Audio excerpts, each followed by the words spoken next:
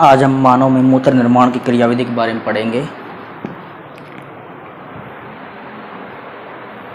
तो मानव में मूत्र निर्माण, देखो मानव में मूत्र निर्माण के बारे में पढ़ेंगे, तो इसको समझते हैं पहले।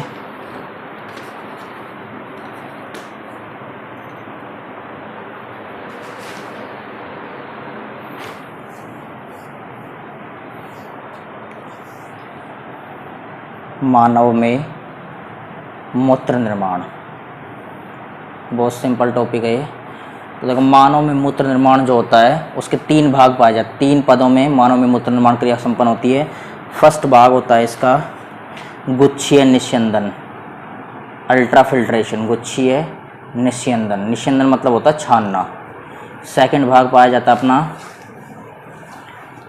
पुनः अवशोषण, मतलब कुछ जो पदार्थ शरीर के लिए आवश्यक होते हैं उनको दोबारा से क्या कर लिया जाता है, अवशोषित कर लिया जाता है। पदार्थों को छाना जाएगा, इसमें जो कुछ पदार्थ हमारे शरीर के लिए आवश्यक है उनको अवशोषित कर लिया जाएगा। और तीसरा होता है स्त्रावण, स्त्रावण मतलब अपशिष्ट को बाहर निकाल दिया जाएगा। तो तीन पद पाए जाते हैं, गुच्छीय निस्यंदन, पुनः अवशोषण और स्त्रावण, ये तीन भाग पाए जाते हैं।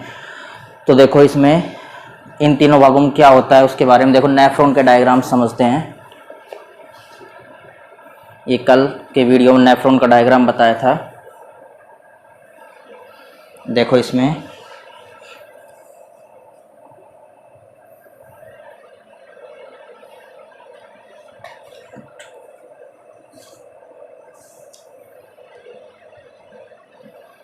देखो इस नेफ्रॉन के डायग्राम में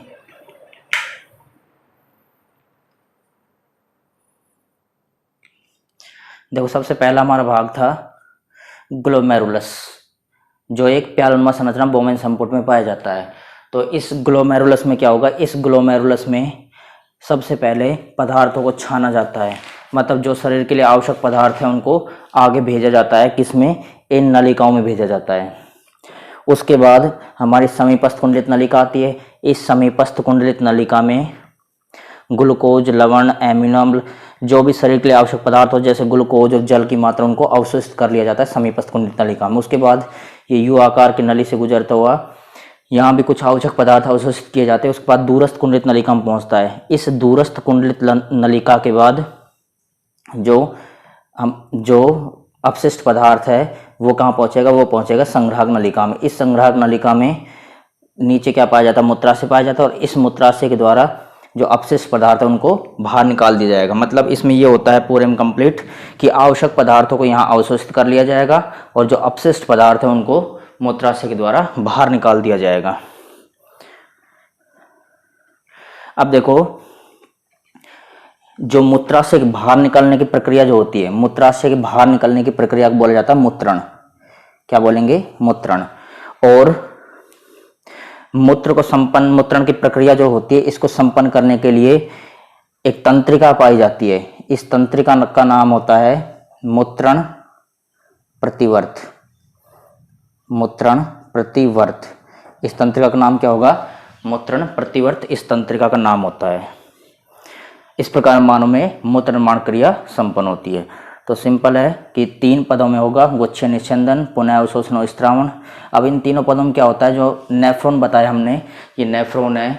इस नेफ्रॉन में जो आवश्यक पदार्थ होंगे उनको अवशोषित कर लिया जाएगा, जैसे जल, ग्लूकोज, एमिनो अम्ल कुछ आवश्यक होते हैं उनको अवशोषित कर लिया जाएगा। और इसके बाद जो लास्ट भाग संग्राहक नलिका है, इसमें नीचे मूत्राशय पाया जाता है और इस मूत्राशय के द्वारा जो अपशिष्ट पदार्थ है उसको बाहर निकाल दिया जाएगा। और इस क्रिया को बोला जाता है, अपशिष्ट पदार्थों को बाहर निकालना क्या कहलाएगा, मूत्रण कहलाएगा। और मूत्रण के लिए तंत्रिका पाई जाती है जिसको क्या बोलते हैं, मूत्रण प्रतिवर्त तंत्रिका कहा जाता है। तो इसको देखो। इसके बाद देखो एक क्वेश्चन आता है, इंपॉर्टेंट क्वेश्चन क्या आता है हमारे बोर्ड एग्जाम्स में। क्वेश्चन ये आता है कि एक नोट है, ये नोट ये है कि वृक्क के अलावा जो अपनी वृक्क होते हैं या किडनी होती है, किडनी को वृक्क बोला जाता है। तो वृक्क या किडनी के अलावा उत्सर्जन में सहायक करने वाले अंगों का नाम बताओ। मतलब किडनी जो होती है वो उत्सर्जन में सहायक होती है, इसके अलावा और कौन कौन से अंग काम आते हैं जो उत्सर्जन क्रिया को संपन्न करवाते हैं। तो इसमें फेफड़े आते हैं, CO2 को बाहर निकालते हैं। त्वचा आती है, त्वचा के द्वारा पसीना NaCl बाहर निकलता है। उसके अलावा यकृत आता है, यकृत के द्वारा अपशिष्ट पदार्थ बिलीरुबिन और बिलिरुबिन बाहर निकलते हैं।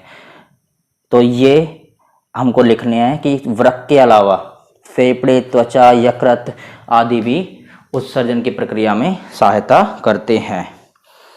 तो यह हमारा था मानव में मूत्र निर्माण, और इम्पोर्टेंट नोट था कि वृक्क के अलावा कौन कौन सहायक होते हैं मूत्रण जो उत्सर्जन की प्रक्रिया, उसमें अपशिष्ट पदार्थों को उत्सर्जित करने की प्रक्रिया में फेफड़े, यकृत और त्वचा।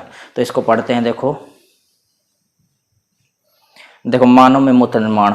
मानव में मूत्र का निर्माण वृक्कों में पाए जाने वाले नेफ्रॉन्स में होता है। अब नेफ्रॉन बताया तुमको, नेफ्रॉन में आवश्यक पदार्थों को अवशोषित कर लिया जाता है और अनावश्यक पदार्थों को बाहर निकाल दिया जाता है। मूत्र के निर्माण की क्रिया को 3 चरणों में बांटा गया है: गुच्छीय निस्यंदन, पुनः अवशोषण और स्त्रावण।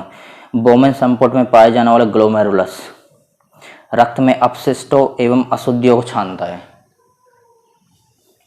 तथा इन्हें वृक्क नलिका को भेजता है। इसमें ग्लूकोज, लवण, एमिनो अम्ल निस्यंदित होकर या छनकर अवरोही भुजा में जाते तथा इसके बाद समीपस्थ कुंडित नलिका द्वारा ग्लूकोज एवं अतिरिक्त जल की मात्रा को अवशोषित कर लिया जाता है। सीधा से इसमें यह लिखना है कि जो हमारे वृक्क नलिकाएं हैं, समीपस्थ कुंडित नलिका, हेनले लूप, दूरस्थ कुंडित नलिका और संग्राहक नलिका, इसमें जो आवश्यक पदार्थ उनको अवशोषित कर लिया जाएगा और अनावश्यक पदार्थों को आगे भेजा जाता है। तथा अब मूत्र दूरस्थ कुंडित नलिका से होते हुए संग्राहक नलिका द्वारा मूत्राशय में एकत्रित कर दिया जाता है। इसके बाद बाहर निकलने की प्रक्रिया क्या बोलते हैं? मूत्रण कहलाती है। जो अपशिष्ट पदार्थ है उसके बाहर निकलने की प्रक्रिया क्या कहलाएगी? मूत्रण कहलाती है। तथा मूत्रण को संपन्न करने वाली तंत्रिका मूत्रण प्रतिवर्त कहलाती है। जो मूत्रण की प्रक्रिया को संपन्न करवाती है उसको क्या बोलते हैं? मूत्रण प्रतिवर्त। इस प्रकार मानव में मूत्र का निर्माण होता है। अब देखो नोट इंपोर्टेंट है, ये नोट देखो क्या है। वृक्क के अलावा फेफड़े, त्वचा, यकृत आदि भी अपशिष्ट पदार्थों को उत्सर्जित करते हैं। तो क्वेश्चन यही आता है कि हमको वृक्क या किडनी जो होती है उनके अलावा कौन कौन से अंग सहायक होते हैं उत्सर्जन में? तो क्या आएंगे? फेफड़े, त्वचा और यकृत। फेफड़े CO2 का तथा यकृत बिलिरुबिन एवं बिलिरुबिन अपशिष्ट पदार्थ होते हैं आदि का उत्सर्जन करते हैं। त्वचा नमक जो NaCl बताया तुमको, यूरिया, लैक्टिक अम्ल आदि का पसीने के साथ उत्सर्जन करती है। तो त्वचा से जो पसीना आता है उसमें यूरिया भी होता है, लैक्टिक अम्ल होता है, नमक आदि का उत्सर्जन करते हैं। तो ये था हमारा पूरा मानव में मूत्र निर्माण का कंप्लीट टॉपिक। अब हमारा उत्सर्जन तंत्र यहाँ खत्म हो जाता है। उसके बाद हम अगले वीडियो में पढ़ेंगे तंत्रिका तंत्र और तंत्रिका कोशिका के बारे में। तो आज के लिए इतना ही, अगला कल करेंगे अगले वीडियो में।